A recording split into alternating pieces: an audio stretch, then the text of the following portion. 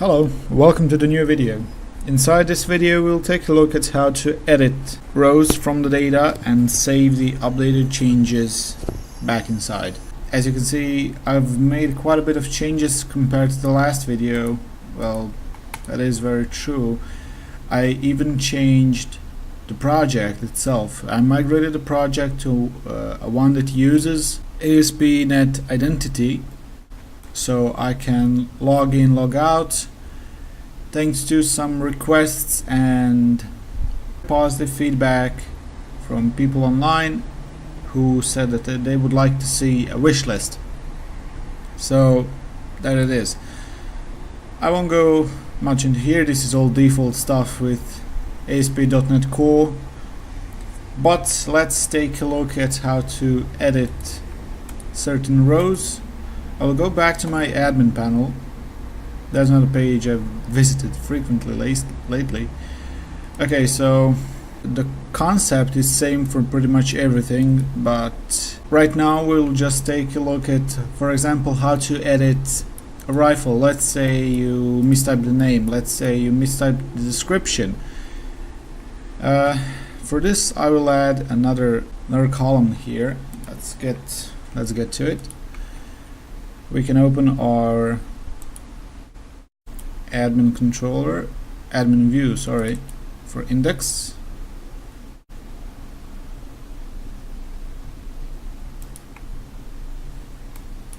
Let's copy paste this and call it edit,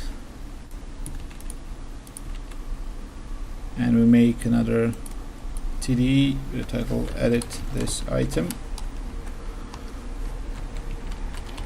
Let's edit this weapon, and of course this has to be a link, a ref.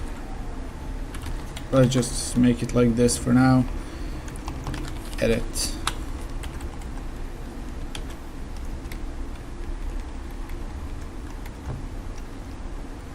Let's say for the class it's button success, also green like the add weapon button, and let's make it a block. Okay, now for the ref, we can't use ASP controller and ASP action because we are going to have a special parameter. So let's just go ref weapon, admin edit weapon, and right here we'll type in the weapon ID. We'll edit the weapons and coordinate which weapon to edit by using its ID. We can save this, and well, if I just refresh this, we'll see the new column here. As you can see, even on the link on the bottom side, admin edit weapon 4, admin edit weapon 5. Okay, seems to be working good. Now let's create a controller action for that. We can go to our admin controller. I just scroll down past everything, not past this. Okay, we need an HTTP get and HTTP post again. HTTP get public iAction result edit weapon. Now this will just return. Now in here we don't have to, we have to return the view, but we have to use special parameters here. When we edit weapon, we want to know which weapon to edit. So from here we have an int ID equals null. 0. Okay, so if just edit weapon is opened, that's not a good example, because then we don't know which weapon to edit. So if ID equals 0, if ID is bigger than 0, here we can return redirect to action index. Now if ID is bigger than 0, then we know which weapon we have to edit. Now if context weapons any that have ID equal to our ID, return redirected to action index. With this, we've basically checked if there is a weapon with that ID. If there is no weapons inside our database that have the ID that we gave then it will return back to the index page. Now, since this has a weapon, we can just select it by using, let's create a model out of it right away. So our model equals context weapons where xid equals ID single or default. It's always going to be one skin since ID is unique, but this is the best way to do this. And then we can just return view with our model.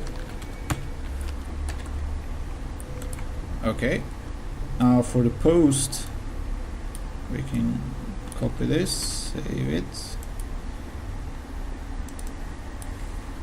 So our model was weapon.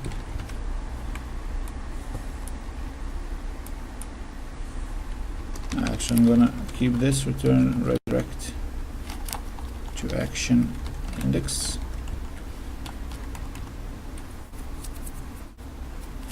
Okay, so again we have to catch the weapon from the database. So var weapon equals context weapons where x.id equals our model's ID single or default.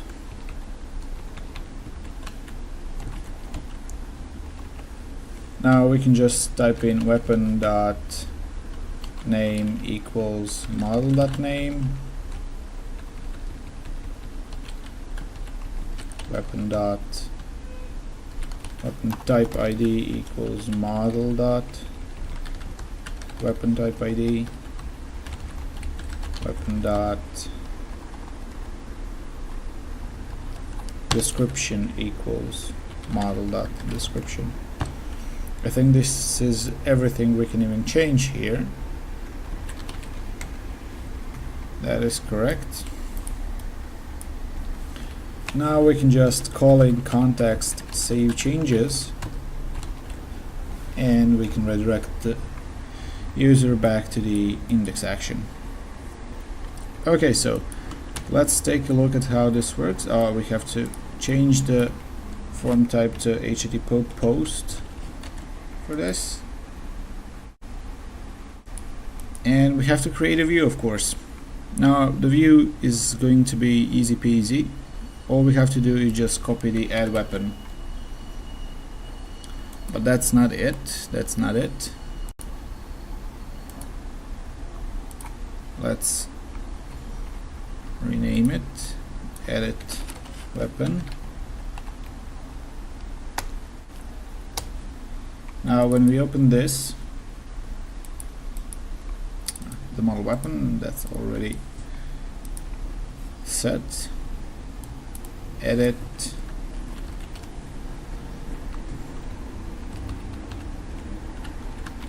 model dot name.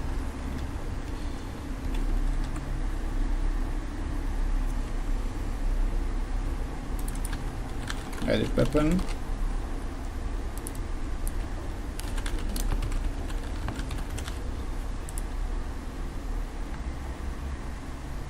Now in here we have to put in a hidden input. So input type hidden.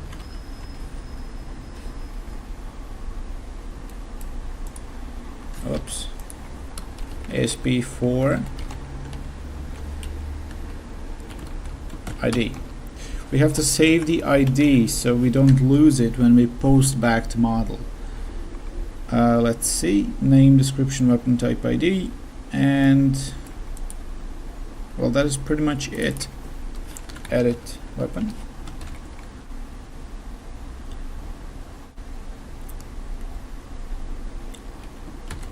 Now if we save this and start our project, we'll go line by line here and here. Let's just wait for this to open.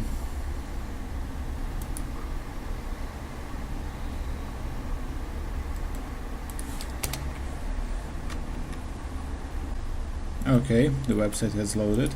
Now for the purpose of this demonstration, I've changed some, well, not some, a single weapon. It was MAC-10.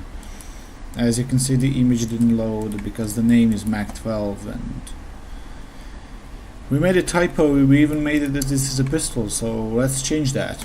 We can press the edit button key, and let's see. We have our locals here, and as you can see, the ID is 24. Now the if will check if there's a weapon under ID 24, and yes, there is. Now as you can see, when we load the model, eventually, okay, as you can see, the model is our MAC-12. Okay, we can continue this. Edit MAC-12. Now let's change to MAC-10. It's not a pistol, it's an SMG, and the description is okay. Now we can press on the edit weapon. If we go line by line, and as you can see, the weapon was loaded. Again, it's the MAC-12, but the weapon was successfully loaded because we used the ID from as a hidden input type.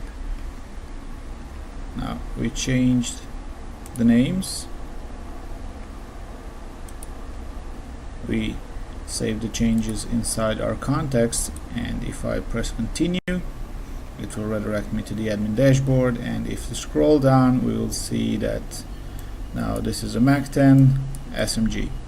This is basically how you can edit data within your Entity Framework core database, and all you have to do is look for it, assign the values from the model.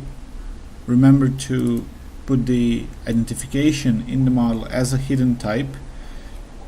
Of course you can show it, but then if a user changes it, we have a problem. And this is basically it. This is a very simple thing to do, and I hope you learned something new. See you in the next video.